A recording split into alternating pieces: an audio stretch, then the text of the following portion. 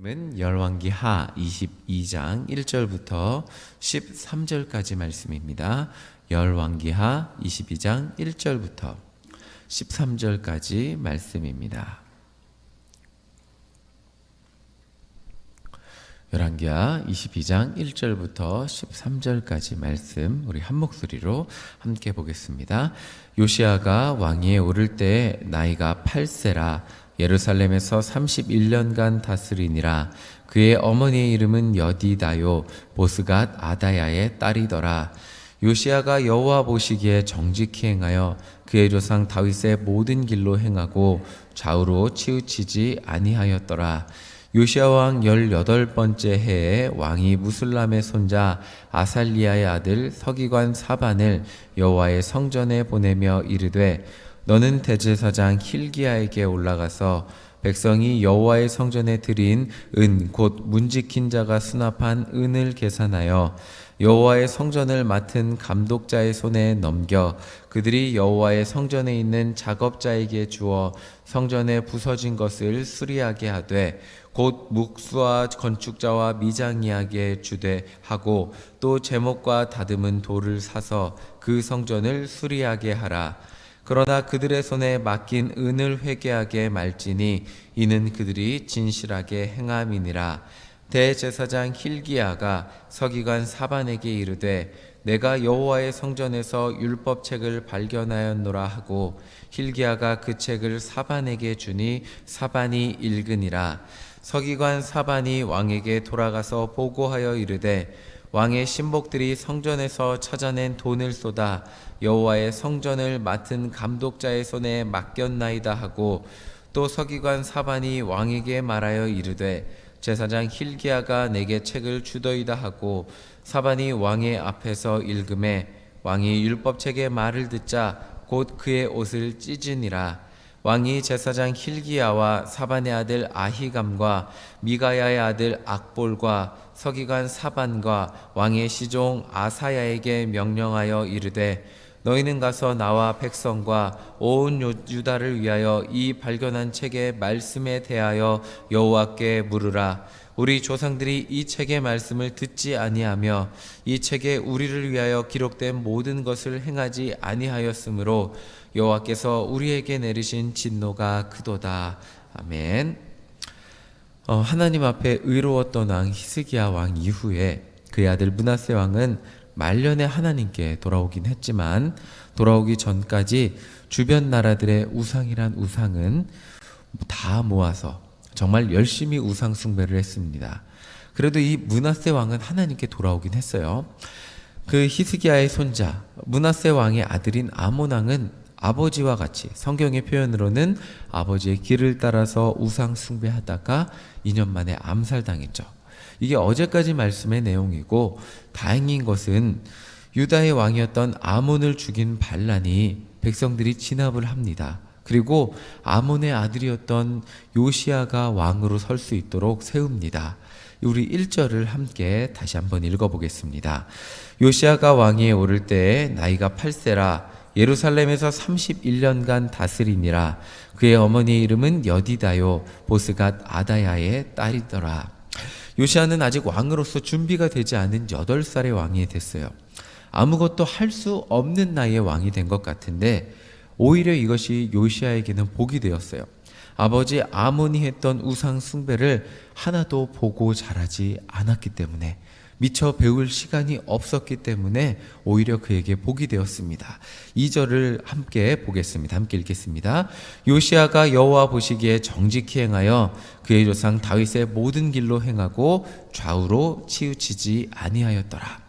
정확한 역사적 기록은 없어요. 그렇지만 아마도 어린 요시야 왕의 주변에는 하나님의 뜻을 정확하게 알려주는 그런 사람들이 있었던 것 같습니다. 그렇게 요시야 왕은 아버지 아몬과는 달리 하나님 앞에서 정직한 왕으로 자랐어요. 2절을 보면 여기에도 어제 주목해서 보았던 표현이 있어요. 그게 뭐냐면 요시야는 그의 조상 다윗의 길로 행했다는 거예요. 우리가 살아가는 믿음의 길이라는 것이 나 혼자 살아가는 내가 혼자 한번 걸어가고 마는 인생의 길, 우리가 죽으면 이 땅에서 사라지는 그런 길인 것 같지만 그렇지 않다는 거예요. 몇백 년 전에 다윗 왕이 살았던 그 길이 뭐가 중요해서 다윗 왕의 길이라고 성경에서 표현했을까? 이것을 생각해 보면 우리가 하나님 앞에 최선을 다해 온전히 살아가는 그 길은 우리 자손들에게 남겨진다는 거예요. 그렇기 때문에 성경에는 다윗의 먼 후손, 몇백 년 후의 후손 요시야 왕이 다윗의 길로 행했다고 표현하고 있습니다. 다시 말하면 이게 히스기야의 길로 갔다고 이렇게 표현하지 않고 다윗이 걸었던 믿음의 길이 그의 가문 가운데 이어졌다고 표현하고 있는 거예요. 이 말씀을 보면서 우리가 걸어가는 길, 지금 오늘 하루 우리가 지금 하나님 앞에서 걸어가는 그 길이 얼마나 중요한지 깨닫게 됩니다. 나 혼자 살고 단지 죽으면 사라지는 그 길이 아니기 때문입니다. 분명 하나님 안에서 걸었던 우리의 신앙의 길과 그 기도가 우리의 가정 가운데 이어지게 된다는 것이죠. 비록 요시야는 믿음의 부모님을 만나지 못했어도 조상 다윗이 걸어온 그 길을 본받아서 하나님 앞에서 온전한 길을 걸을 수 있게 되었습니다. 요시야 왕이 나라를 다스린 지 18년이 지난 후 요시야 왕은 이렇게 다윗의 길 안에서 한 가지 결단을 하게 됩니다. 5절, 우리 6절 함께 읽어보겠습니다. 여호와의 성전을 맡은 감독자의 손에 넘겨 그들이 여호와의 성전에 있는 작업자에게 주어 성전에 부서진 것을 수리하게 하되 곧 목수와 건축자와 미장이에게 주게 하고 또 제목과 다듬은 돌을 사서 그 성전을 수리하게 하라. 비록 8살의 왕이 되었기는 하지만 그럼에도 불구하고 요시야 왕이 마음먹은 성전을 수리하는데 18년이라는 시간이 걸려요. 요시야 왕이 성전이 낡아서 수리한 것이라기보다는 물론 그것도 맞습니다. 그 전후의 왕이 하나님의 전에 크게 관심이 없었기 때문에 성전이 낡아서 수리할 일들이 많았을 거예요. 그런데 더 중요한 게 있어요. 이 성전은 할아버지와 아버지 때에 우상으로 채워졌어요. 아세라상을 그 성전에 세웠고 여러 가지 각종 우상들을 하나님의 전인 성전에 세웠습니다. 여기서 말하는 수리는 하나님의 전으로서 온전한 하나님의 전이 되기 위해서 할아버지와 아버지가 세워놓은 그 우상들을 제거해버리는 그것을 의미하기도 했습니다. 그렇게 옳은 일이라면 진작에 했어야 하는 일인데 요시야 왕이 나라를 다스린 후 18년이라는 시간이 지난 다음 하게 됩니다. 아무리 옳고 꼭 필요한 일이라고 할지라도 그 일을 하는데 준비하는 시간이 필요하다는 것을 알려주고 있어요. 요시야 왕은 오래 준비했던 일을 대제사장 hil기야에게 명해서 18년이라는 시간을 준비해서 대제사장에게 명해서 진행합니다. 이렇게 하나님 앞에서 옳은 일을 하자 뜻하지 않은 일을 발견하게 돼요. 뜻하지 않은 것들을 만나게 됩니다. 성전에서 당연히 있어야 할 하나님의 율법책을 그제서야 발견한 거예요. 할아버지 므낫세 왕과 아버지 아몬 왕은 하나님의 율법책을 귀하게 생각하지 않았을 것이기 때문에 누구도 생각하지 않는 곳에 방치되어서 먼지 쌓여 있었을 것입니다. 성전을 수리하려고 보니까 그제서야 하나님의 율법이 담긴 책, 아마도 신명기, 어떻게 하나님 뜻대로 살라고 하는 그 신명기 책으로 여겨지는 그 책이 발견이 되었습니다. 하나님의 율법이 담긴 책의 내용을 듣고 보니까 하나님의 백성들, 유다 왕국과 그리고 그 백성들은 하나님의 진노 아래 있을 수밖에 없다는 것을 깨닫게 되었어요. 우리 13절 함께 읽어보겠습니다. 함께 읽겠습니다. 너희는 가서 나와 백성과 온 유다를 위하여 이 발견한 책의 말씀에 대하여 여호와께 물으라. 우리 조상들이 이 책의 말씀을 듣지 아니하며 이 책에 우리를 위하여 기록된 모든 것을 행하지 아니하였으므로 여호와께서 우리에게 내리신 진노가 크도다. 하나님의 율법을 듣고 보니까 지금까지 유다라는 나라와 백성들이 하나님을 믿는다고 하면서도 얼마나 하나님의 뜻을 거스르고 자신의 편의대로 하나님을 믿었는지 깨닫게 되었습니다. 결국 요시야 왕은 율법을 통해서 자신들의 죄를 깨닫고 그 죄 때문에 주어지는 하나님의 진노를 깨닫게 되었습니다. 그리고 요시야 왕은 하나님 앞에 회개하고 하나님 앞에 하나님 말씀으로 돌아가는 종교 개혁을 대대적으로 단행했습니다. 그런데 너무나 안타까운 것은 하나님은 이미 유다를 멸망시키기로 결정하셨고 요시아의 사후 유다가 결국 바벨론에 멸망하게 되었습니다. 자, 오늘 말씀을 통해 한 가지만 정리하고 말씀을 마치려고 합니다. 비록 요시아 왕이 하나님 앞에 의로웠던 왕이고 종교 개혁을 일으키면서 하나님 앞에 의로운 백성, 의로운 나라로 돌아갔지만 율법의 말씀을 듣고 보니까 그가 할 수 있었던 일, 최선을 다해서 한 일은 결국 가슴을 찢으며 하나님 앞에 회개하는 일이었습니다. 자, 그래서 신약에 보면 사도 바울은 이렇게 말을 해요. 기록된 바 의인은 없나니 하나도 없다고 말하고 있어요. 자, 로마서 3장 19절 20절 함께 찾아보면 좋은데 시간이 걸리니까 제가 먼저 찾아서 읽어드리겠습니다. 예, 로마서 3장 19절 20절 제가 읽어드릴게요. 우리가 알거니와 무릇 율법이 말하는 바를 율법 아래에 있는 자들에게 말하는 것이니 이는 모든 입을 막고 온 세상으로 하나님의 심판 아래 있게 하려 함이라. 그러므로 율법 행위로 그의 앞에 의롭다 하심을 얻을 육체가 없나니 율법으로는 죄를 깨달음이라. 사도 바울이 말하는 바가 명확해요. 하나님 앞에 온전히 살려고 율법을 따르면 따르려고 노력할수록 우리가 깨닫는 것은 죄인된 내 모습, 우리가 살아온 인생이 죄인이었다는 것을 깨닫게 된다는 거예요. 그리고 결국 우리는 죄인으로서 하나님의 심판 앞에 설 수밖에 없다는 거예요. 유다는 자신들의 죄 때문에 결국 하나님의 심판을 받을 수밖에 없다는 것을 깨달은 게 오늘 본문이에요.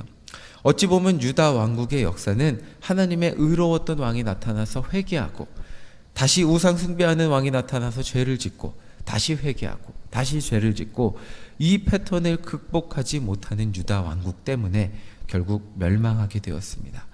우리의 인생도 마찬가지일 것입니다. 그래서 사도 바울이 이 패턴의 종지부를 찍는 사건을 말씀해주고 있습니다. 이것이 로마서 3장 21절 22절인데 이것도 제가 읽어드릴게요. 한번 들어보세요. 이제는 율법 외에 하나님의 한 의가 나타났으니 율법과 선지자들에게 증거를 받은 것이라 곧 예수 그리스도를 말미암아 모든 믿는 자에게 미치는 하나님의 의인이 차별이 없느니라.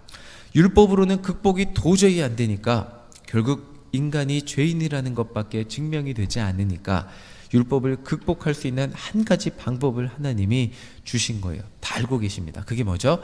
예수 그리스도의 십자가예요. 결국 이 구약 성경이라는 책은 우리에게 증명해 주는 것, 유대인들에게 증명해 주는 바가 뭐냐면 하나님의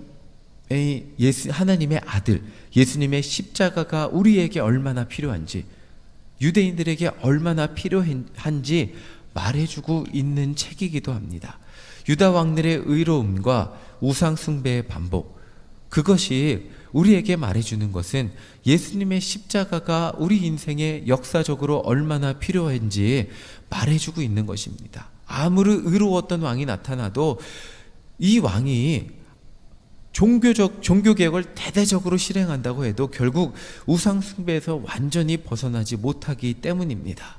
비록 요시아가 종교개혁을 대대적으로 해서 온 나라를 뒤엎었어요. 이미 멸망한 사마리아까지 가서 다 뒤엎었어요. 베델과 산당까지 뒤엎었어요. 근데 요시아의 사후 여호아하스는 다시 우상숭배로 돌아갔다고 성경은 말하고 있어요.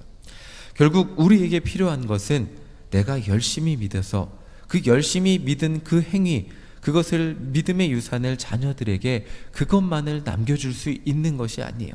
내 행위만 부모님이 열심히 믿었으니까 자녀도 100% 따라서 믿음의 유산이 자녀들에게 남겨지면 좋겠지만 그렇게 남겨질 수 있었다면 히스기야의 자녀도 요시아의 자녀도 우상숭배로 다시 돌아가지 않았을 것입니다. 우리가 진짜 온전히 남겨질 수 있는 것, 자녀들에게 그리고 우리 자손들에게 온전히 남겨줄 수 있는 것은 예수 그리스도의 십자가밖에 없는 거예요. 내가 열심히 기도한 그 행위만을 남겨줄 수 있다면, 그 행위를 온전히 따라서 우리 자녀들이 그것으로 구원받을 수 있다면 우리가 그 행위를 남겨줄 수 있겠지만 결국 우리를 구원한 능력은, 그리고 우리 자녀들을 구원할 수 있는 능력은 기도의 행위보다는 예수 그리스도의 십자가고, 그 십자가를 의지해서 기도한 그 마음, 그 신앙밖에 없기 때문입니다. 결국 한 인간을 변화시킨 능력, 나를 변화시킨 능력, 십자가의 은혜밖에 없기 때문이에요. 우리의 가정을 변화시킬 힘도, 우리의 이웃과 주변을 변화시킬 능력은 오직 십자가밖에 없습니다. 아무리 종교개혁을 대단하게 했어도 결국에는 요시아에게 유대인들에게 필요했던 것은 뭐냐면, 결국 그 유다라는 나라가 망하고 그들에게 필요했던 것은 메시아 신앙이에요. 그래서 물어보잖아요. 성경에서 복음서에서 계속 예수님들이 아니고 예수님께 유대인들이 물어봅니다. 우리가 기다리고 있는 오실 그이가 당신입니까? 우리가 기다리고 있는 오실 그이가 당신입니까? 결국 유대인들에게 필요했던 것은 구원자, 십자가였기 때문이에요. 우리 자녀들, 그리고 우리 후손들, 그리고 우리의 이웃들, 정말 필요한 것은 예수 그리스도의 십자가입니다. 바로 이것을 기억하며 우리의 가족들, 우리의 자녀들, 우리의 이웃들이 우리를 통하여 예수님의 십자가를 만나고 깨닫고 영접하는 은혜를 누릴 수 있도록 이 시간 간절히 기도하는 새벽 시간이 되기를 소망합니다. 우리가 기도할 때 이 세상 그 무엇보다 소중한 예수님의 십자가를 우리의 자녀들이 만나게 될 줄 믿습니다. 예수님의 그 십자가의 은혜만이 우리의 가정 가운데 시간이 흘러 대가 흘러 내려가면 내려갈수록 모두 그 믿음의 유산이 내려간다는 것은 십자가의 은혜가 내려가게 된다는 것을 의미하게 될 줄 믿습니다. 그리고 우리 이웃들이 복받는다는 것, 나를 통해 복받는다는 것, 그것 또한 나를 통해 예수님의 십자가를 만나게 된다는 것, 예수님을 만나게 된다는 것을 의미하게 된다는 것을 오늘 다시 한번 깨닫게 되는 줄 믿습니다. 우리가 기도할 때 우리 가정이, 그리고 우리의 주변의 모든 곳이 십자가로 풍성하게 되는, 십자가 사랑으로 넘치게 되는 은혜가 있기를 간절히 소망합니다. 아멘.